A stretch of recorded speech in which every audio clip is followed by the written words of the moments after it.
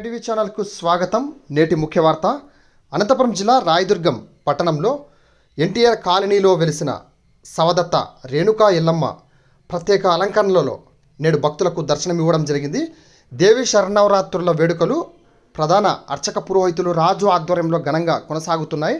అందులో భాగంగానే రెండవ రోజు అమ్మవారు గాయత్రీదేవి అలంకరణలో భక్తులకు దర్శనమివ్వడం జరిగింది. అంతకుముందు ఆలయంలో పురోహితులు రాజు అమ్మవారికి పంచామృత కుంకుమార్చనలు చేపట్టి అమ్మవారిని గాయత్రీదేవిగా అలంకరించి మంగళ నైవేద్యాలు అందించడం జరిగింది. అమ్మవారి విశేష అలంకరణను భక్తులు దర్శించుకొని పునీతులు కావడం జరిగింది.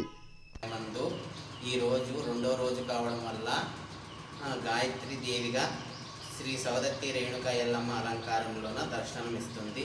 కావున భక్తాదులంతా వచ్చి అమ్మ దర్శనం చేసుకొని పునీతులు కావాలని కోరుతున్నాం. ఇట్లు రాజు స్వామి.